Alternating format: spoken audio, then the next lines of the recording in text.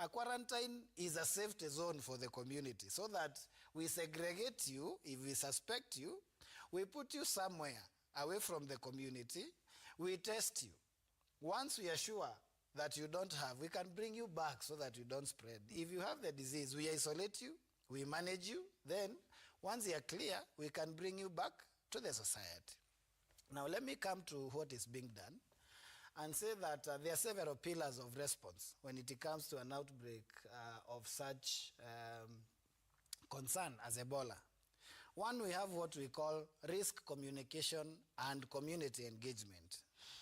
Then we have surveillance that includes, of course, the epidemiology, contact tracing, and what have you. After that, then you go to the case management. This is where you have isolation and you're treating these people. And then, of course, after that, you're going to have, if you are integrating them into the society, there are issues of psychosocial management. And if they have died, there is the safe barriers that you're going to partake. And, of course, the IPC that covers the whole lot. Now, you apply these pillars differently depending on where the nation is at. And where we are, we don't have a case yet. So what we are supposed to be aggressively doing is risk communication and community management. This is where you create awareness, you let people know. And that is the biggest problem we are having, because the government has not done that. And that is where the government is at fault, because it's their work to do that. Inform the community, because the community is not wrong. They are reacting from fear. There is this deadly virus. We don't know how to protect ourselves. And so we don't want to hear anybody is bringing it in. But if we go out there, we educate the people and we tell them, Ebola is a virus and it's not airborne. You get it from contact. And how do you know somebody has Ebola? There has to be some sort of contact. Either they were in an endemic area, they were in Ituri province, North or South Kivu in Congo, they were in Kampala or the other province where you have it in Uganda, and they have come back and they're eliciting some symptoms. And you know, before you get the symptoms, you cannot transmit. They're eliciting some symptoms. So what do I do? Please refer to the health authorities nearest to you so that it can be cascaded and these people can be quarantined. Once the community gets the information, then they hand them over to the health workers. The health workers should also be trained to be able to identify and to be able to segregate, you know. If somebody probably was coming from those areas, I will highly suspect they might be having it. If you bring somebody with the symptoms that may be associated, but they have just been to Kisumu, probably we are dealing with malaria. Something else, yeah. Yes. And so that is the first one, and that is what we should be doing aggressively. That is where we have failed, and that is why the community is responding the way it's responding. The other one is now surveillance, and that is what we are doing at the ports of entry, at the airports. And that is where I said that the surveillance usually looks at where are you coming from. We take your history. You self-declare. If we cannot be able to ascertain using other means where you are coming from, then whether you have the symptoms, and then we look for the signs. And the major one is the fever. Of course, if you're having diarrhea, vomiting, sweating, we are going to see, because if you're symptomatic, we are going to put you aside at the ports of entry. We are going to interview you, of course, with having donned a full PPE. And we are going to ascertain whether you might be a suspect, you might be a probable case. And that is where the case definition comes in. We have what we call case definition. How do you suspect somebody has Ebola? We have a suspect. A suspect is somebody who has been to an endemic area and they have some of the symptoms. So This is somebody you like suspect. Uganda or DRC or... Yes. So that's a suspect. Then you have a probable case. A probable case, this is somebody who either had a contact with a confirmed Ebola case or another suspect of probable. And they're eliciting signs and symptoms that will make you think that most probably this guy has Ebola. And of course, we have the confirmed case. But that keeps on changing depending on where you are at and the context of the disease. So the two of them, then after you come from surveillance, Surveillance is what now creates the quarantine centers. And that is why I'm informing the public that quarantine is not a bad thing. Quarantine center is actually good for you. Which I agree with you, Peterson, but Yes. this specific quarantine, Yes. this one that we are talking about, Yes. is that the kind of quarantine that you are also referring to in this context? Yes. Yeah.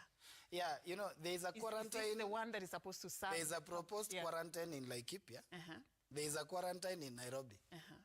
We already have people in quarantine. We don't even have people in Laikipia yet. I don't know. Yeah. Probably we do, probably we don't. Yeah. But we know But we have our one in experts Nairobi. already on the way, so we don't know what's happening in Yes. Ethiopia yet. And what I'm trying to demystify is the notion that a quarantine center is bad for the community. It is actually good for the community. And so that we don't get to a place, when we went to Sierra Leone, one of the problems there was, and that led to the community spread in the magnitude it did, is politics. People are saying that the government wants to eliminate them because it is started in a predominantly opposition area. They didn't trust their medics because they said that the medics have been instructed if you go to a hospital, they kill you. That is why people are dying when they get to a hospital. And it's because of their fatality rate. So for us, when we see politicians coming out and, you know, it's creating a notion that is a quarantine is bad for you, that is why as experts, we are coming out to demystify and say, hey, no, this is not a political issue. It's a scientific thing. Please allow people who have dealt with it to deal with the community so that we don't misinform and disinform people. And then when you're getting a case of Ebola in Kenya, instead of people being happy that we are quarantining, that we are isolating, people will be coming, banning the isolation centers and it use like they are doing in Congo. All right. So let's leave the politicians aside. Let's talk about the experts. And KMPDU, want to assume, are experts, are professional doctors. Over the weekend, you gave a statement that was sort of like criticizing this particular plan. As the deputy chairperson of KMPDU, I want to hear your thoughts on your biggest concerns about this. You called it, is it an alien pathogen, if I'm not wrong, that is being brought within our borders or something? I'm tracing that particular statement that was shared by your union over the weekend. But I want to hear your thoughts, Daktari, on your strongest points of opposing the existence of this particular quarantine center within our borders as experts now, tutoe politics kwa imaneno. Well, on the face of it, from our point of view as a union, we saw that we are trying to create systems that are divisive, in that we are seeing efforts and advanced preparations being made for others. And we feel that our doctors and our people who contribute to taxes to build the nation are not being taken care of. So because of that, we felt that whatever is being brought in, if it gets to affect us, it may worsen the situation, because we also have our situations that can also trigger the outbreaks of the disease. So when these two events are not well managed, we get to have crises in the country. So our position is to communicate with the government, whatever efforts you're doing, as far as we've been trained as doctors, we know that the epidemics, the disease conditions are supposed to be managed at where they're coming from. So best efforts will be to contain the spread from that zone, so that even persons living in that area should first of all be quarantined there for those 21 days in the zones that don't have diseases, and after that they're clear to travel, rather than allowing them to start traveling to spread out the disease issues. Just like we look backwards at how COVID began and how it spread out. If it had been contained where it was coming from, it would have probably remained there. Now, if you allow border travels all over the place, then you have disease outbreaks all over. So once a disease is so determined by WHO, then containment should start early, rather than allowing spread out and then having crises all over the places. But now where we're here, with the issues that are happening, we see our ministry trying to put efforts to scamper on the ground and now tell us, oh, we are ready, we set up KNH, we've set up here and there, we are ready to receive any kind of cases. Well, that's true and that's what's supposed to be, but we need to do better. Because if we are never ever ready for this kind of outbreaks, issues get to spiral out. And to hear that we are trying to have a parallel kind of a system to address other people's diseases while our people are not taken care of, it does cause all this anger that is So you're not against the quarantine, you're questioning the how it was done and... Well, again, bringing it in without a proper... If it is well managed that these diseases are coming in or these persons are coming in affected, and this is how they're going to be traveled, moved from one place to another, and they're going to be contained in this particular place. If it's well cleared out, then we don't have to worry much because it's well done out. But if it's not well done, and we get to have persons coming into contact with these persons and spreading this again to our communities, we get to raise alarm because we are not prepared as a country. And that exposure is now what everyone is alarmed about, because if the movement of persons from wherever, be it the US persons or be it Kenyans, if they get to expose other people and they're not well managed, we get to have a bigger crisis because we are not well prepared resource-wise, and we have to ask for more aid to come in and help contain the disease. Do we know who will be working there as the professionals, the medics? Are they from the US or are they from Kenya? Well, for now, they tell us it's their personnel. That is, it will be either the US doctors or the US experts will be at those particular zones, at that particular facility. But of course, we believe that's now what we've been hearing. But we also hear that it's a Kenyan, combined Kenyan military and US military. There probably could be doctors from the military, KDF, who will be also assisting them. There could be other civilian doctors working in the KDF who will also be experts in that particular space. So if at any one time, maybe by bad luck, we have a breakout of a disease outside the camp, then it becomes a crisis. Because persons probably may not want to stay at the camp all through the period. And as you see, the incubation period of a disease is that long. If by the time you've traveled out and your disease symptoms start at either day 7, day 8, day 10, and you're out in the community probably having your coffee and then going back to the camp, if those risks start to spread out that way, that may not be better. So we are worried about those kind of containment. So we need to do better, educate the communities, and prepare to have these persons well managed. All right.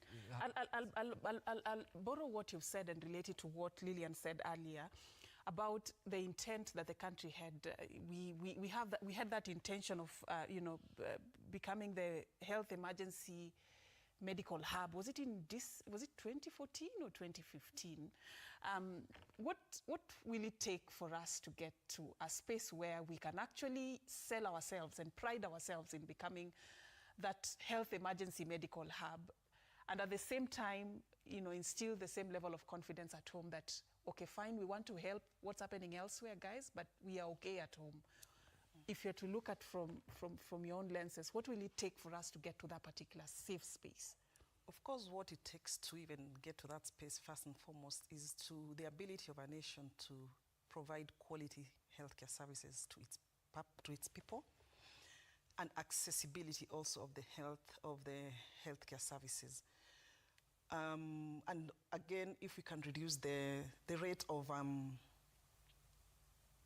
infection control, if we can increase our infection control and just be able to contain any kind of pandemic or epidemic that we can undergo as a nation. Having said that, one thing I want to say is, let's first and foremost, preparedness as far as this Ebola is concerned, it's not an outbreak. It is not. It's actually less costly for us to set up the facility in preparation for an outbreak than to respond when an outbreak, when we already have a case. Yeah. It is less costly to set up to be prepared as opposed to responding, and because of that, then we look at the measures that we're taking by putting up this facility, or even allowing us to set up ourselves to be in a position where we are prepared for any eventuality. Then we can say, having that, if we successfully achieve that and have this facility, then we are better off than any other nation who might be caught up without this kind of preparation. Because, again, the fact that quarantine, as Dr. has said here, he's talked of when someone is quarantined, the period could be too long, and they might want to go out, and maybe within that period they start showing signs.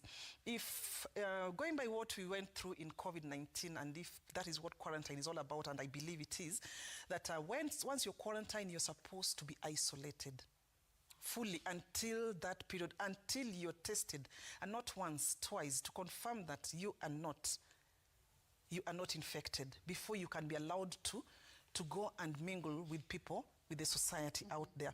So, and I want to believe that those who will be working in these premises, those measures must be followed to the latter, such that once they are there, they will not be allowed to leave the premise until they are fully certified that they are not carriers or they are not even infected. Because quarantine requires that once you are in, you're not even supposed to leave. You don't leave. You don't leave. So that fear of they might want, not unless someone is just mischievous, I think that fear we can curb it by just observing. So there was the fear observing. that the people who will be working there will be maybe people who live around, they'll be going out, going and buying things. And when I look at the geographical that's the location, information that is out there, and that's why you guys are here to help us understand this facility and how it's going, ideally how it should operate. And I like that you've said that. Yeah, when you understand the geographical location of this Laikipia premise, it is, I don't have the exact figures, but I'm meant to understand that it's pretty very far from you know, the way the barracks are normally very isolated, because barracks are very high alert areas, and so the location is very isolated from the public, and even the IPC control measures that we put in quarantine facilities, unless you're on a mission, on a suicide mission, you cannot even move. The IPC measures that are normally put in such pandemics are very, very controlled and very high, that it will take carelessness of the highest level or just an accident for something to go out of hand. And understanding that Ebola is not new. It is not new, and it has been tackled before. And we have cases, we have success cases of people who've had Ebola and they've gotten well, and they've been let to interact with people. So it's not like a life and death thing that we are talking. Yes, it is life and death in one way because of the risk of this disease, but looking at the fact that it is something that has been tested before, and it has in other areas of course not in Kenya, just like we said, we've never had a case in Kenya. Like in other areas, talking of Sierra Leone, yes, Sierra Leone, the pandemic was out of hand because of the ignorance of the people in Sierra Leone. And again, but the most important thing is that the Western world allowed people to infiltrate their medical facility to take care of the infected people. But Kenya is pretty ahead. I want to say Kenya is the only fear that we could be having here is if this facility has been, if the funds, because I know it's being funded heftily, if the funds are released to set up this facility, will all the funds go towards this? Because we understand what it takes to set up such a facility. It is not just. It's a big investment. It's a big investment. So it's the transparency of this process that we need to be questioning, not really questioning, but want to understand better, and shun away from the fear that we are now bringing Ebola to Kenya. We are not bringing Ebola in Kenya. As a matter of fact, we are putting ourselves in a better place whereby, by any chance, we find ourselves in a place where we have a case of Ebola in Kenya, then you're better off handling it than if we were not even prepared in the first case with the facilities. Assuming, as we wait for details of this agreement to be made public, assuming what Daktari said earlier is true, that we only have the secondary benefits as at now. We are not like the primary beneficiaries of this facility. What do you think we should then do? What should be our priority be? Of course, our priority should be our people. That one, there's no doubt. Our safety must come first. There's no doubt about that. That is not bargainable. But having said that, I'm not also saying that our safety has been compromised. I can't see how our safety has been compromised when, again, as I've said, these people who are coming in, we are not saying that they are sick of Ebola. We are not even saying, we are not even confirming that when they come, then as he said, the surveillance that is going to take place from the point of entry. This is something that is going to be curbed at the point of entry. So that, to that extent, our security and our control is pretty high. I can give it 8%, 80%. Or 8 out of 10, such that if that 2 out of 10 slips out of our hands, then in that case, then we have the facility. Yeah. All right. So how many quarantine facilities do we have other than the Laikipia one, now that you're talking about our own state of preparedness? Yeah, I think they were enumerated. I don't know the specific names, but I know we have the KNH, we have an isolation center, the infectious disease center. We have the NPS. We also know that we had an isolation facility during COVID-19 in KU Hospital. In the counties, the high-risk counties, they're also establishing quarantine centers. And by the, we must differentiate between isolation centers and quarantine centers. Because quarantine centers, you are keeping people who are not that sick. They may have 1 or 2 symptoms. You have not confirmed. Probably they have Ebola, probably they don't. It's where you keep them and you screen them, and then you decide where they go into the isolation facility. Isolation facility must now have some more sophisticated equipments to be able to take care of them. And that is why now you'll find them in KU and KNH. We have other areas outside. We have Alupe. We have counties establishing. And this is something that you can actually establish on need. You can even use premises like a high school or a primary school as a quarantine center. But of course, for you to have an isolation center, then you must have some level, like probably in a hospital, where you can be able to do some things. We said most people will die from hypovolemic shock. So actually, when we were in West Africa, much of what we did was conservative management, because there is no known drug for this virus. So we were just replenishing fluids, replenishing electrolytes, and managing other symptoms like fever, and then your body fights. So it's not something that has to be done also in a very highly sophisticated medical environment, unless now you get to the multiple organ failure, the issues of bleeding, where you need to, probably you might need now ICU care at some point. But if you're able to get these people early and manage them early, most of them will not even require to go to the level of the ICU. How do we clean up, this noise around Ebola that has been infiltrated in our society today? Because now we need to shift this conversation into a direction that will help us better understand, first of all, have our own level of awareness as individuals, and also look at our own state of preparedness as a country. But then how do we move from where we are now? Because right now it's protest here, it's court case here, it's a lot of things are going on, and it's on concerns that are valid. But then from experts, how do we move from this particular point? Let me begin with you, Dr. Mundia. Well, to prepare better is to strengthen strategically what you already have. So we don't have enough healthcare workers in the system, and we need to bring in more to address the numbers in case one day or in case some of these issues spiral out. So you need to have enough workforce, enough nurses, enough clinical officers, enough doctors providing services and ready to provide services adequately to persons going to be affected. So any day we should not be saying we don't have enough doctors. But the situation as we speak right now in the county government, we don't have enough persons providing services. And even as you speak right now, we still have a number of county governments that do not have those isolation facilities or facilities to stabilize persons who get sick. Unless we condemn them and say, once you get ill, it is what it is. We cannot try to stabilize or save you. We'll just wait for your last days because we cannot do anything, put you up somewhere to stabilize you as you're probably trying to recover.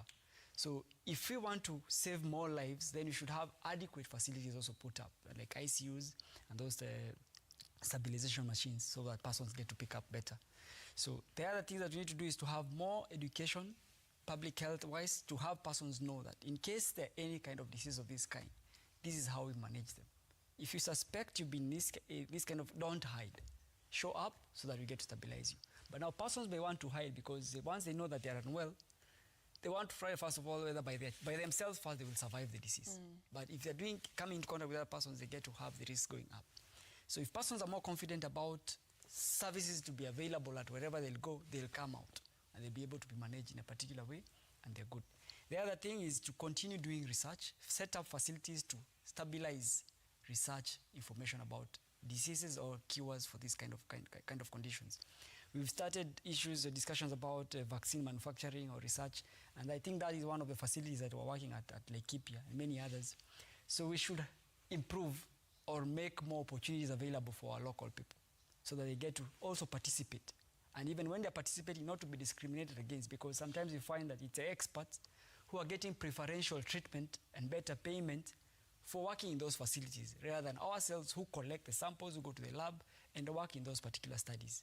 We've had a case in the past whereby there were doctors who participated in some of the malaria vaccines and all that trials, and they were never recognized. And right now we are having malaria being, having cures for it, but the persons who put effort into that kind of discoveries, they were never recognized. So if such events come here, we get to work with the data, we should have our Kenyan people recognized and their labor not to go into waste like that. Yes.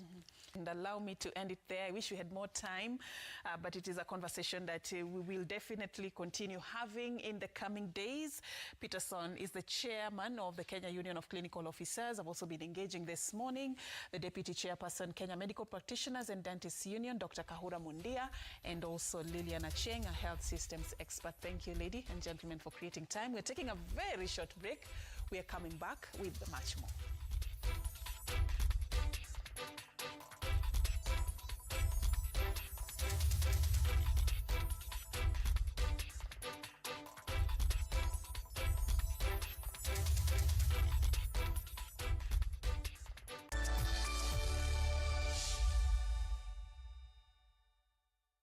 Not all serums are as fast at reducing dark marks. Choose new Garnier Even and Bright Vitamin C Plus Booster Serum, combining vitamin C with activated niacinamide and salicylic acid to create vitamin C Plus. 100 times stronger than classical vitamin C. Clinically proven minus 66% dark marks.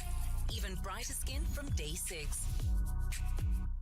New Even and Bright Vitamin C Plus Booster Serum by Garnier Naturally.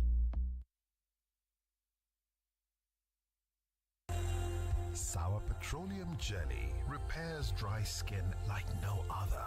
Easy to spread and moisturizes like no other. Non-sticky like no other. It's easy to spread and non-sticky like no other. Sour petroleum jelly repairs dry skin and moisturizes like no other. Great quality product from Pwani Oil. Najaribu ufungulie na mtoto huyo ni wako. Unaona ameshutiwa mbele yako. Makovu yakatoneshwa. I got them on the act, under my roof, under my bed. Nikapiga magoti nikamwambia dadi nisamehe. Maisha yenye nimepitia na bibi yangu ni mangumu. Hata nakumbukanga hiyo maisha nasikia naumwa sana. Sikuwahi imagine naweza zaa na mtoto aende nyumbani aniache. Nilishindwa kwanza kumwambia, juu hata sikuwa naweza hata kuamka hata kusimama. Hakuna zito lisilo na suluhisho panapokuwa na utu na umoja. Kila Ijumaa ungana naye Lulu Hassan kuanzia saa 4 asubuhi akifungua kurasa baada ya kurasa katika Shajara.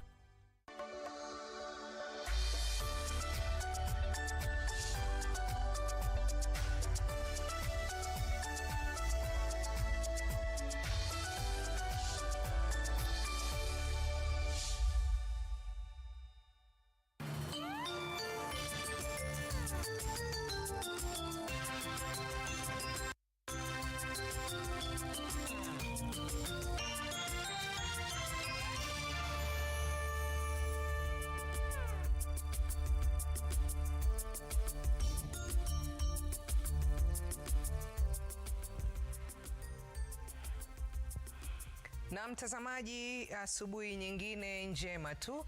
Natumai kwamba hujambo popote ulipo. Karibu, kwani sisi hapa tuko tayari kukufahamisha taarifa mbalimbali ambazo tumekuandalia kutoka maeneo tofauti, na pia baadaye itakapotimu saa 5 kamili kama ilivyo desturi yetu, huwa tunaingia ndani ya jukwaa la afya. Leo hii tukiwa tunaangazia maradhi ambayo yanaenea sana ama hutokea wakati wa msimu wa baridi.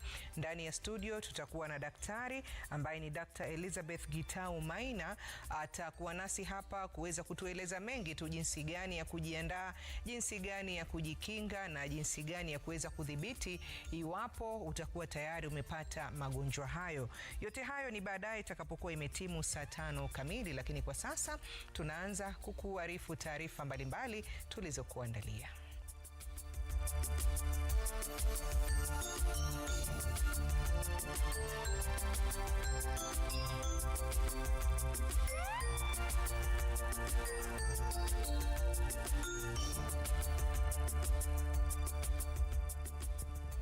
Naam, asante sana kwa kuchagua taarifa zetu za Sema na Citizen. Karibu basi nikufahamishe tuliokuandalia. Jina langu mimi ni Mwanahamisi Hamadi. Na tunaanza na taarifa kwamba mshukiwa mkuu wa mauaji ya Meshak Mainye Miyaki ambaye alitoroka korokoroni hatimaye amekamatwa tena. Mshukiwa huyo alikuwa ametoroka kutoka kituo cha polisi cha Sengera Manga katika kaunti ya Nyamira.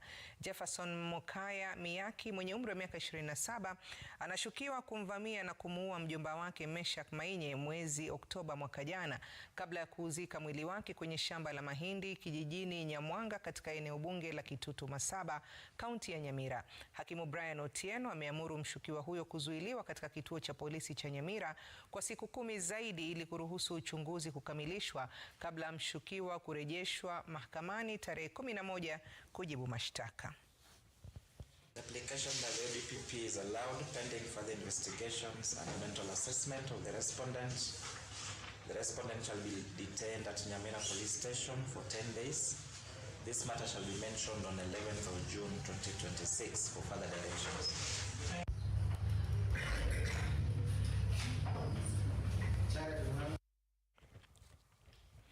Na huku kuenea kwa ugonjwa wa Ebola kukizidi kushuhudiwa katika taifa la DRC na nchi jirani ya Uganda, wataalamu wa sekta ya afya kutoka mataifa ya Afrika ya Kati, Mashariki na Kusini mwa Afrika wamezuru kituo cha mpaka wa Kenya na Uganda mjini Busia ili kukagua mikakati iliyowekwa kufikia sasa. Kulingana na wataalam hao, ni sharti hatua mwafaka zichukuliwe haswa katika maeneo ya vichochoro na mipaka ya halali ya mataifa husika ili kudhibiti kuenea kwa ugonjwa huo hatari wa Ebola.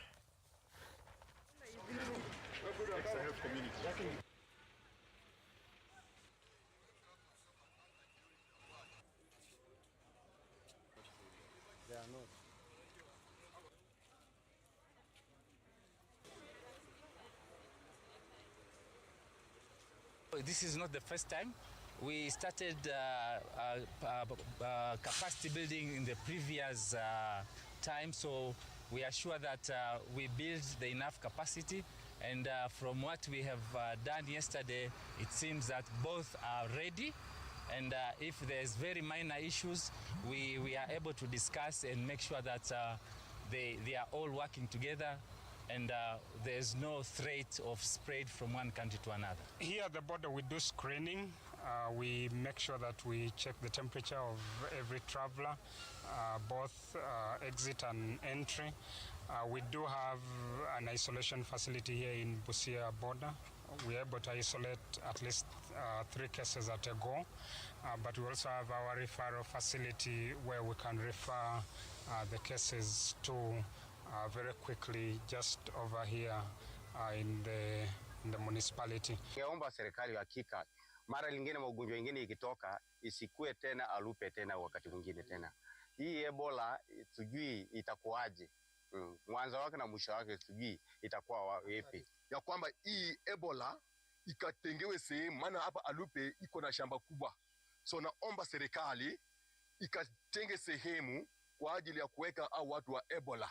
Lakini sio tena hapa alupe, maana kama wakaji wa alupe tumeteseka na tuna wasiwasi. At least COVID-19 tulikuja tukafunzwa jinsi ya kuepukana nayo. Lakini sasa kama hii Ebola saizi hatuna jinsi yote ya kuepukana nayo, ama hatuna jinsi yote ya kuishi tukijua kwamba ukiishi kwa hii namna utaepukana kushikwa na Ebola, ama ukiishi kwa jinsi fulani utaepukana kupatikana na hii ugonjwa wa Ebola.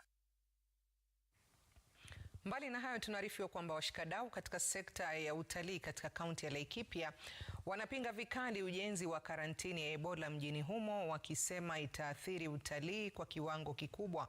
Wakizungumza katika mji huo wa Nanyuki, washikadau hao wamesema kwamba tayari idadi ya watalii wanaozuru maeneo mbalimbali Laikipia imeanza kupungua kutokana na wasiwasi wa kuenea kwa ugonjwa wa Ebola. Wanalalamika kwamba huenda watalii waliokuwa na nia ya kuzuru Laikipia wakaahirisha mipango yao kutokana na machafuko ya maandamano yanayoshuhudiwa mjini humo.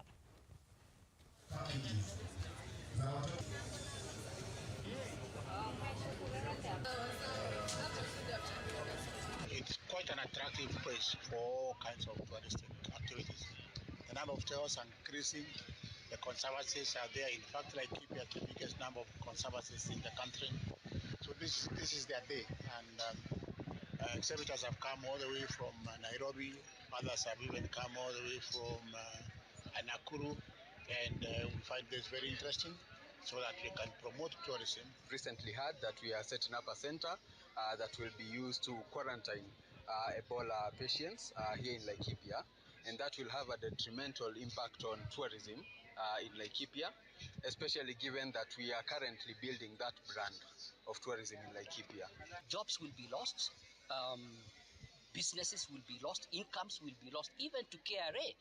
Look at what happened, what was the impact with COVID some 2 years ago. And it is very, very important that we plead with the government of Kenya to safeguard the livelihoods of the many, many, many Kenyans that are going to be affected with this. And this will cut across everywhere, not only in Laikipia, everywhere.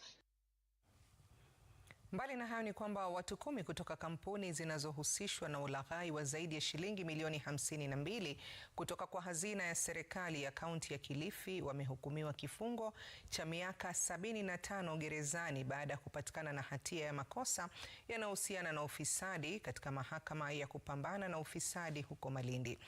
Kwenye uamuzi uliotolewa na hakimu Elizabeth Usui, washukiwa hao walipatikana na hatia mbalimbali ikiwa ni pamoja na kujipatia fedha za umma kwa njia ya udanganyifu, kughushi nyaraka, utakatishaji wa fedha na kuwa na njama ya kutekeleza uhalifu wa kiuchumi.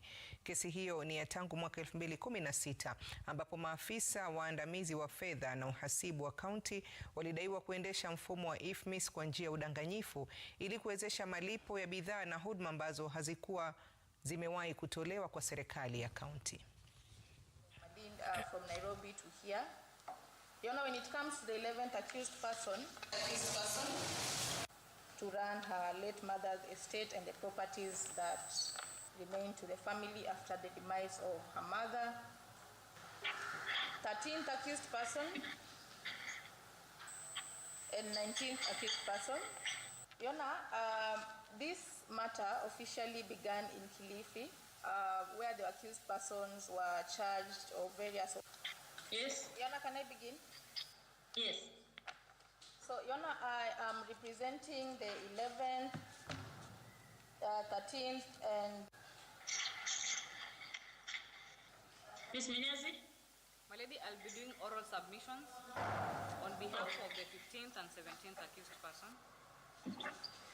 Okay, so Yona, the 11th accused person has young children. For this honorable court, for today, owns a foundation. Yona Safe Foundation is in charge of adopting needy children. Kwingineko tunaarifiwa kwamba ukosefu wa sodo miongoni mwa wasichana wa shule umetajwa kuchangia pakubwa visa vya mimba za utotoni katika kaunti ya Kwale, huku 16% ya mimba za wasichana walio chini ya umri wa miaka 18 zikiripotiwa katika kaunti hiyo. Akizungumza wakati wa utoaji wa sodo katika shule ya Ngozini North eneo la Samburu huko Kwale, meneja wa matibabu wa AIDS Healthcare Foundation Hamza Bulhan na mkurugenzi wa masuala ya jamii kaunti ya Kwale Samson Nyawa wamesema kuna haja ya umuhimu wa kulinda wasichana dhidi ya mimba hizo na kuzuia maambukizi ya virusi vya HIV miongoni mwa vijana.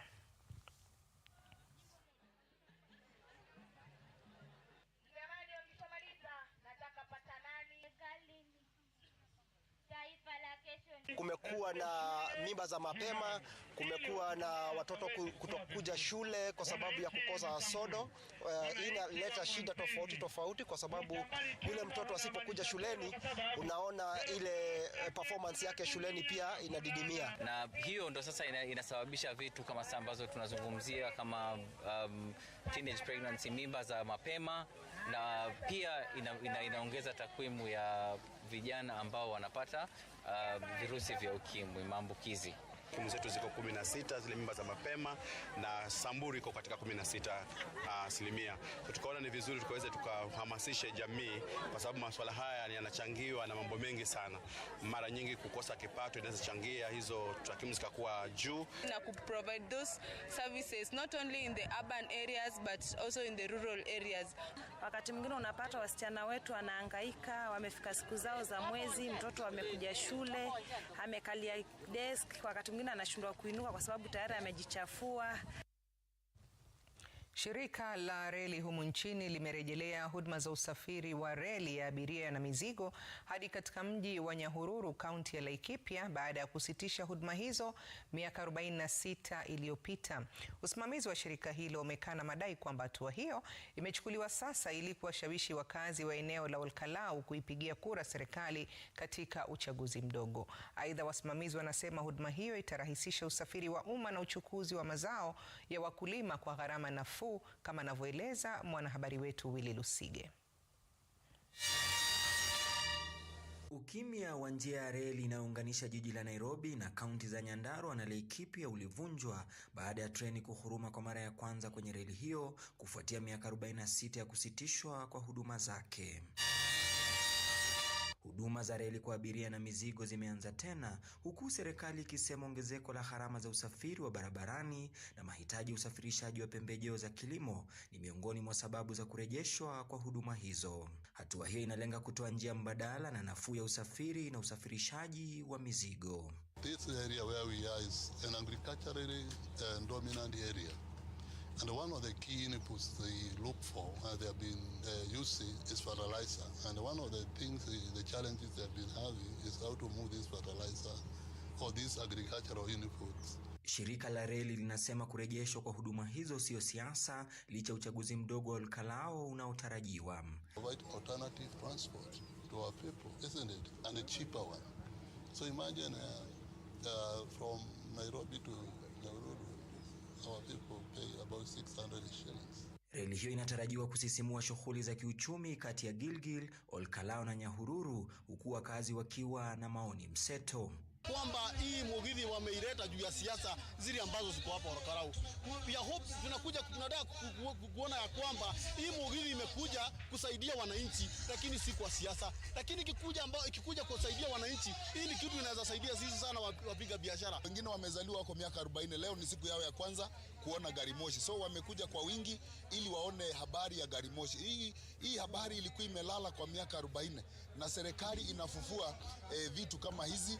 Reli hiyo ilijengwa upya kwa gharama ya takriban shilingi nusu bilioni inatarajiwa kusafirisha mbolea, mazao na mifugo katika maeneo yanayotegemea kilimo na ufugaji.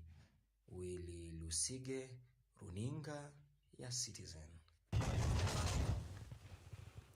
Na kwingineko tunaarifiwa kwamba wasanii katika kaunti ya Samburu wamefanya matembezi ya amani mjini Maralal ili kutoa hamasisho kuhusu ongezeko la ugonjwa wa figo katika kaunti hiyo.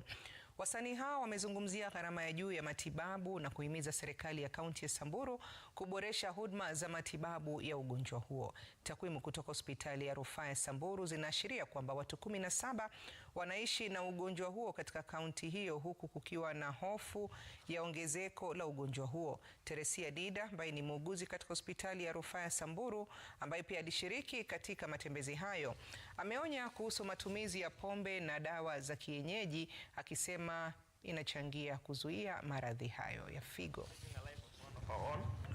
Josephine Lapalo ambaye ako na shida ya kidney. So tumesema 1+1 is not equal to 1 but is equal to 2. Na kuongeza kusema 2 heads are better than 1. Na tukishikana kama youth ambaye tuko na energy, we're going to make this thing happen and save a life. That is our goal today.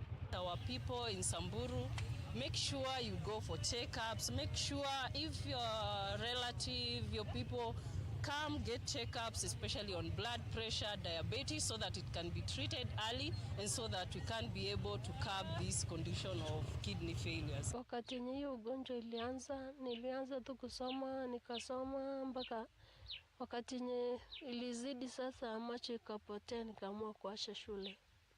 Hata kupata dawa nilikuwa na struggle tu ndio nipate dawa ya kumeza hizo za pressure. Sometimes naenda hospitali nakuta hakuna hospitali mpaka naambiwa ninunue, na sikuwa na pesa yoyote ya kununua dawa. Vijana walionufaika na mpango wa fedha za mpango wa Nyota watapokea awamu ya pili ya fedha za mtaji wa kuendeleza biashara kufikia tarehe 30 Juni mwaka huu. Akizungumza wakati wa mkutano na wanahabari, Katibu Mkuu wa Idara ya Serikali ya Maendeleo ya Biashara Ndogo Susan Mangeni alithibitisha kwamba vijana zaidi ya 100,000 wamefaidika na mradi huo, huku asilimia 99 wakiwa wameanzisha biashara zao tayari. Walionufaika wanatarajiwa kupokea ruzuku hiyo kwa wakati mmoja, tofauti na awamu ya kwanza ambapo fedha zilitolewa kwa makundi. I talked about 99% of those who received the grants had already started doing something, but we are still following up on them. However, like we announced during the first disbursement, the second disbursement you have to earn it. I mean, if you have not, the 1% that probably have not taken off, if by the time when we'll be disbursing there will not be any demonstrated efforts from them to take off their business, then of course they will not earn the second disbursement. So it's something that you earn from what you're doing, because we are not just also throwing around the money, we're also giving to people who are already doing business. Na mbali na hayo ni kwamba serikali ya kitaifa imesema itaweka lami barabara ya Maungu hadi Kasihau, kaunti ya Taita Taveta, baada ya viongozi katika eneo hilo kutaka barabara hiyo ishughulikiwe kutokana na umuhimu wake haswa katika sekta ya madini na kilimo. Kulingana na mbunge wa Voi Hamis Chome, barabara hiyo sawa na ile ya Voi hadi Sagala zinategemewa pakubwa na wakulima. Haya yanajiri huku mamlaka ya barabara za mashinani KERA ikianza zoezi la ukarabati wa barabara ya Kasihau hadi Makinon Road. Alikuja Maungu yeye mwenyewe binafsi baada ya sisi kumwomba, na akatuahidi kwa nitarudi na nikija nitakuja na mazuri. Alirudi, alikuja akafika Voi, akafika Maungu, alifika Voi na akasema kuwa barabara ya Maungu Kasihau inakuja inawekwa lami, na sasa wameanza ile awamu ya kwanza, kwa sababu ujue tenda hiyo pia iko na barabara ile ya kutoka Voi mpaka Sagala ya ambayo inakuwekwa lami. Tendering process imeanza, evaluation sasa inaendelea. Kwa hivyo tuna imani kubwa sana kazi hiyo itafanyika hivi karibuni. Tukiwa pale Manga, tukiwa rais alikuwa amekuja kuzundua kiwanda hiyo ya Manga hapo ya Davik, aliamuka na kuomba barabara 3. Aliomba barabara ya kwanza kutoka Maungu Rukanga, na ya kutoka Ndi Mwambirwa, na tunazidi kushukuru Mwenyezi Mungu kwa sababu tenda zilitoka. Kwingineko ni kwamba mbunge wa Mugirango Magharibi Stephen Mogaka amewakosoa viongozi wa kisiasa na wananchi wanaopinga mswada wa fedha mwaka 2026 kwenye hafla za umma, na badala yake amewashauri wajitokeze kwenye hafla za kukusanya maoni ya umma kuhusiana na mswada huo ili kutoa mapendekezo yao. Akizungumza katika hafla moja ya umma huko Bonya Matuta katika eneo bunge la Mugirango Magharibi, Mogaka alisema njia pekee ya kufanya mjadala wenye maana na utakaoleta marekebisho kwenye mswada huo ni kupitia hafla hizo zinazoongozwa na kamati ya fedha katika bunge la kitaifa. Viongozi wanadai ni viongozi wanafanya siasa juu ya finance bill. Hakuna finance bill imeletwa bunge. Maoni ya wananchi inaendelea kuchukuliwa, na siku ya Alhamisi mimi nataka kuwa challenge wale mnasema finance bill itakayoletwa bunge ni mbaya, kuja CDF office West Mugirango constituency tarehe 4 mwezi wa 6, ulete maoni yako huko, utuambie ni gani tutoe, ni gani siasa ya maendeleo. Na wahudumu wa bodaboda katika kaunti ya Mombasa wametoa makataa ya siku 7 wakitaka serikali ya kaunti kutimiza ahadi walizotia saini zaidi ya miaka 3 iliyopita. Wakiongozwa na mwenyekiti wa muungano huo Samuel Ogutu, wanabodaboda hao wametishia kufanya maandamano wakilaumu serikali ya kaunti kwa kukosa kutimiza maafikiano ikiwemo mafunzo ya zaidi kwa wanabodaboda.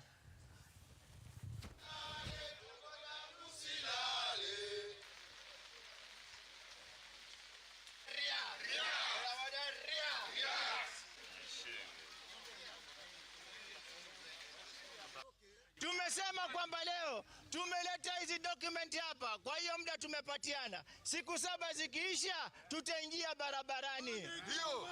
By Monday tutaingia barabarani. Sub county zote tutakutana hapo Mama Ngina kuhakikisha kwamba haki yetu imetimizwa. Iwapo zile document hatutazipata kwa haraka, itabidi sasa tuite wale wote ambao majina yao yalichukuliwa, tuende kwa gavana tuweze kupewa zile document, tufanye nini, turegeshe. Sasa tumeamua sasa hii tutapika wenyewe, sasa hatutapikiwa tena. Tutaingia jikoni wenyewe tupike wenyewe. Mambo ya kupikiana sasa hii yameisha. Ili kama haiwezekani wajipange wao wenyewe. Na jambo la kuhuzunisha ni kwamba last time kuna driving kutoka za bursaries. MCS walikapewa kipaumbele, wanapeana mpaka wazee wa mtaa kule mashinani. MCS. Saa hii zimetoka zingine, saa hii driving wamepewa MCS tena.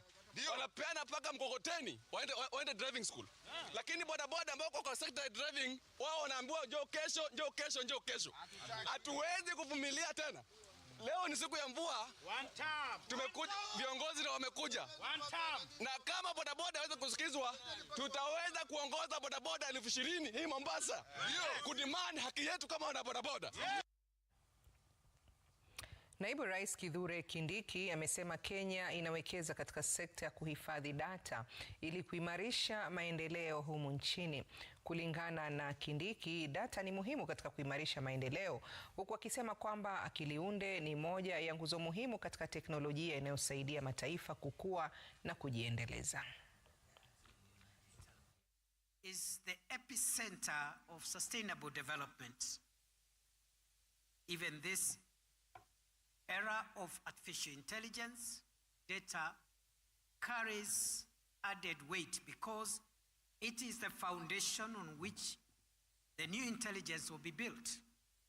A weak data system or one that leaves people out will hand in or will hand those same weaknesses and exclusions to everything that is constructed on that weak data. This festival, therefore, has to help us move data, the subject of data, from a technical subject to a development, financing, and governance priority. Our progress will be evident in whether the data we produce leads to better decisions, financing of the right things, and building resilient and just societies. Naam, tunapata mapumziko mafupi, lakini usiende mbali kwani nitarejea na taarifa zaidi hivi punde.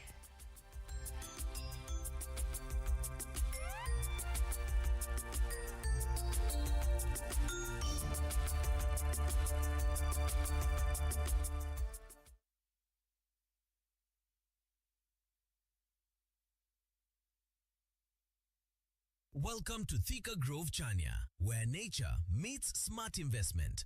Own land in a serene environment, fresh air and peaceful living. Located just 2 minutes from Blue Post along Thika Gatanga Road. Enjoy ready infrastructure and a secure gated community. Plots available on offer from 3.78 million Kenyan shillings. Invest where value grows. Call 070-9677-377 today to book your site visit. Thika Grove, Chania. Your future starts here. Arsenali,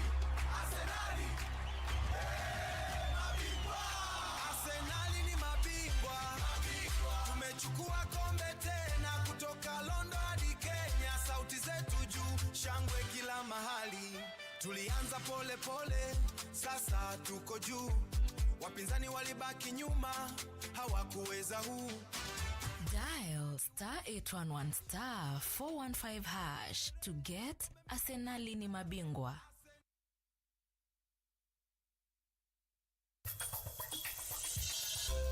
Natumai mwajionea sasa, sikuwa namuonea bure huyu mwanamke.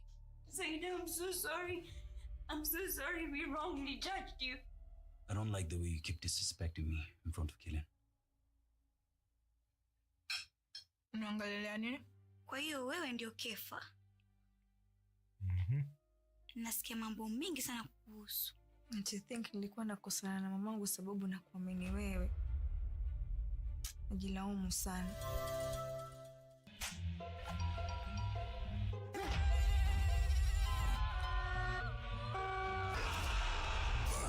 For most kills.